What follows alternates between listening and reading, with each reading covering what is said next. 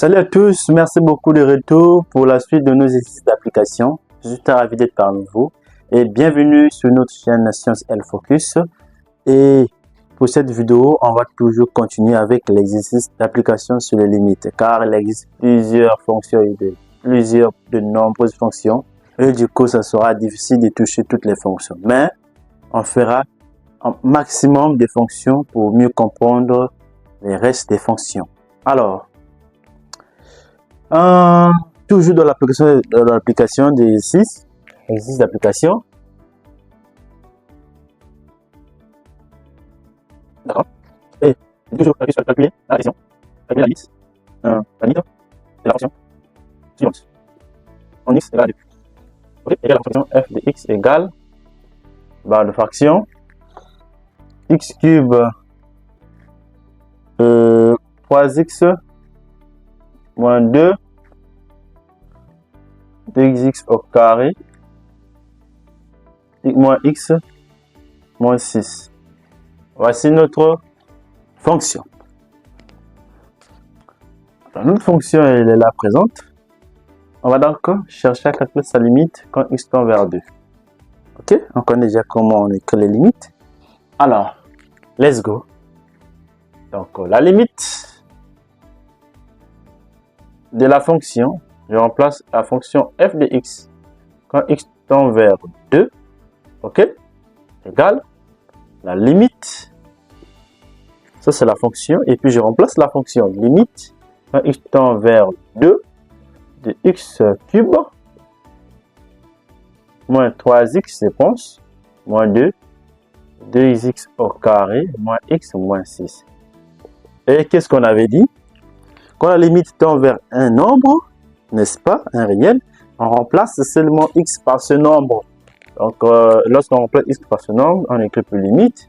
On va avoir 2 au cube, moins 3 fois 2, moins 2, 2 au carré, moins x, non plutôt moins 2, moins 6. On va avoir ici 8, moins 6, moins 2, j'aurai ici 8, moins 2, moins 6. On aura 0 sur 0. Parce que ici, on aura moins 8. Moins 8 plus 8, 0. Là aussi 8, 0. Et lorsqu'on a 0 sur 0, et nous avons notre fonction comme il est là, c'est une forme indéterminée. Il faut donc lever l'indétermination. Ok? Pour lever l'indétermination, je vous donne déjà des astuces. Il faut factoriser le numérateur. Ici, il faut factoriser le dénominateur pour simplifier en fait. Puisque 2 remplacé dans cette équation, ça donne 0. Ça veut dire que 2 est une solution de cette équation. N'est-ce pas? 2 c'est une solution de cette équation. Donc, ça veut dire que on va donc factoriser cette équation. Parce que 2 c'est une solution. Ici, ça donne 0. Ça veut dire que 2 c'est la solution de cette équation. Donc, du coup, on va factoriser. D'accord. Factorisons. Hein? On peut écrire, hein? Factorisons. Commençons par x au cube moins 3x moins 2 égale à 0, n'est-ce pas? Ici, nous avons une équation du troisième degré, n'est-ce pas? Alors, pour résoudre une équation du troisième degré, il y a plusieurs méthodes qui s'offrent à nous. En connaissant bien la solution évidente qui est 2, n'est-ce pas? On peut utiliser Horner qui est très simple. En utilisant Horner, tableau d'Horner, toutefois, n'hésitez pas à poser toutes vos questions dans les commentaires si ces méthodes-là vous échappent. Hein? Déjà, si vous êtes au niveau des limites, ça veut dire que on connaît déjà résoudre ces problèmes d'équations-là. Mais toutefois, si vous avez plus de notions sur les équations à résoudre, on pourra faire des vidéos sur les équations, comment résoudre des équations, des différentes équations. Mais je pense que si vous êtes au niveau des limites, ça vous avez déjà fait ça en seconde, et ainsi de suite. Je pense que vous serez capable de résoudre. Mais n'hésitez pas à poser toutes vos questions dans les commentaires. Alors, on va utiliser la méthode d'Horner pour résoudre le troisième degré là. C'est la méthode un peu la plus simple. Méthode d'Horner. D'accord. D'Horner, on utilise un tableau comme ceci. Il y aura un tableau et puis comme ceci. Là, je mets ma solution qui est 2. évidente. N'est-ce pas? Là, je mets les réels. Ici, 1. Ensuite, au carré, il n'y a pas x au carré, donc c'est 0. Et puis x, le coefficient c'est 3. On met les coefficients, enfin, moins 2. Ok, voici ce tableau. J'espère que vous voyez. Tableau d'Horner. D'accord. On descend le premier 1 là. Ok, le 1, on descend ça. Et puis on multiplie 2 fois 1, 2. Comprenez? 2 fois 1, 2. Et puis on fait l'addition 0 plus 2 égale à 2. On multiplie toujours 2 fois 4. 2 fois 2, 4. Et on fait l'addition, ça donne 1. Et puis 2 fois 1, 2. Et la somme 0. Donc ce que vous voyez ici, ça donne 0. Ça veut dire que c'est vrai, ce nombre, plutôt cette valeur, est la racine bel et bien de cette équation. Donc du coup, on peut avoir maintenant cette expression, cette écriture. Donc x au cube moins 3x moins 2 peut s'écrire sous la forme x moins 2. Ok, ce qui est là, c'est les coefficients du polynôme du deuxième degré. Donc x au carré plus 2x, ok, 2x plus 1, c'est tout. Donc regardez donc notre factorisation. Ok, alors on va donc factoriser l'autre, ça là, pour avoir x moins 2, n'est-ce pas? Donc je vais un peu faire ceci, n'est-ce pas? Je vais faire ça ici. Ici où? Là. 2x au carré moins x moins 6 égale à 0. Ça, c'est une équation second degré, il n'y a pas de souci. J'aurai discriminant égal à... on connaît la formule, bien je rappelle, b carré moins 4ac. Quand vous mettez la formule, il faut préciser a égale à 2, b égale à moins 1 et c égale à moins 6. N'est-ce pas? D'accord. Et je remplace. Discriminant égal à moins 1 le tout au carré moins 4 a c.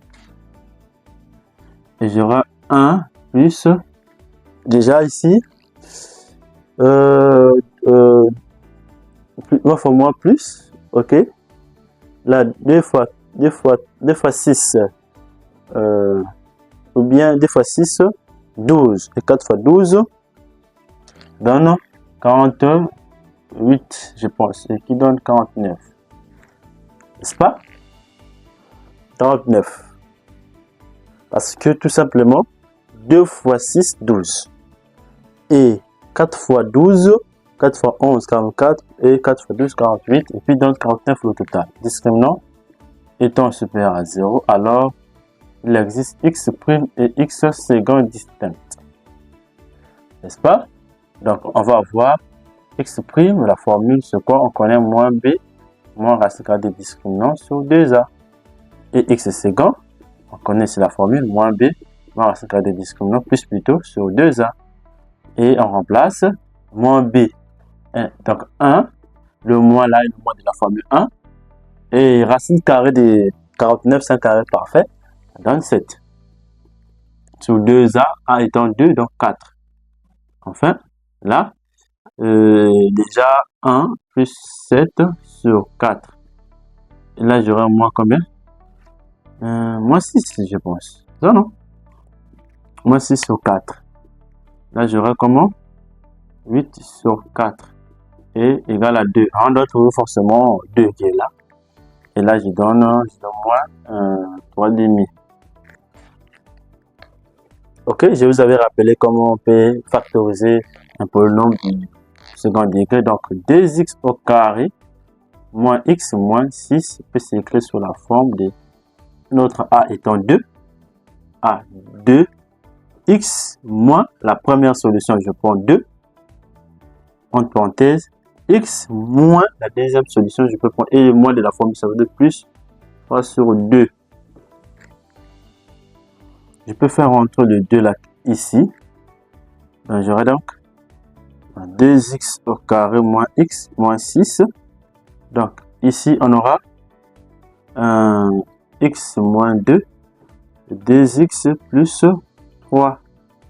Voici la forme factorisée de ça qui est là. Donc, j'ai mes formes factorisées. L'essentiel, c'est d'avoir x moins 2 pour simplifier. C'est ça l'importance parce que c'est x moins 2 qui donne 0 quand on remplace x par 2. C'est ça l'objectif. Et enfin, vous allez seulement écrire la limite de f de x quand x tend vers 2 égale la limite. En haut, c'est ce que je viens de factoriser. Ici, il y a A. A, c'est 1, c'est pour cela qu'ici, vous voyez 1. Ici, vous voyez A. A égale à 1, c'est pour cela que vous avez 1 ici. 1, 1. Donc, je remplace. X moins 2, je ferme. X au carré plus 2x plus 1.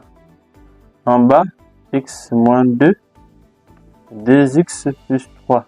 Je ferme. X tend vers 2. Ok? Ça part, ça part. Et il me reste la limite de x au carré plus 2x plus 1 sur 2x plus 3 quand x tend vers 2. Et je remplace sans problème. J'aurai donc ici 2 au carré plus 2, 2 plus 1 sur 2 fois 2 plus 3. Alors, voilà. En calculant tout simplement, tout calcul bien fait, on aura ici 2 au carré 4. Et là aussi, on aura 2 fois 2, 4. Donc 4 plus 4, 8, 9. Ça donne 9. Parce que 2 au carré 4, 2 fois 2, 4. 4 plus 4, 8. N'est-ce pas? Plus 1, 9. Là maintenant, on aura 2 fois 2, 4. N'est-ce pas? Plus 3, 7. On aura ceci 7. Et cette fraction est réductible. Donc du coup, on trouve donc la limite de f de x quand x tend vers 2 égale à 9 sur 7.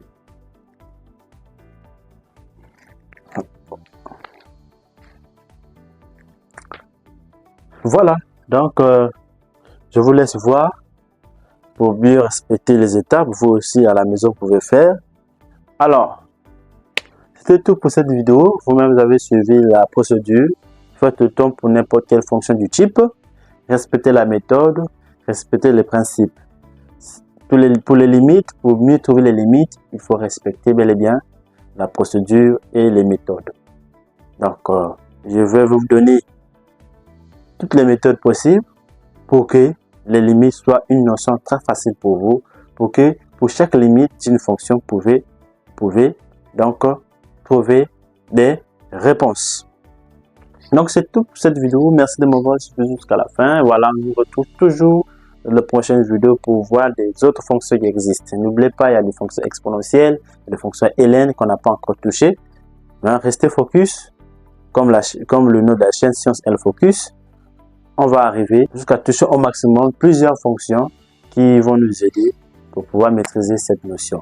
Alors, on nous retrouve à la prochaine. N'oubliez pas de liker, de s'abonner à la chaîne et surtout de poser les questions dans les commentaires.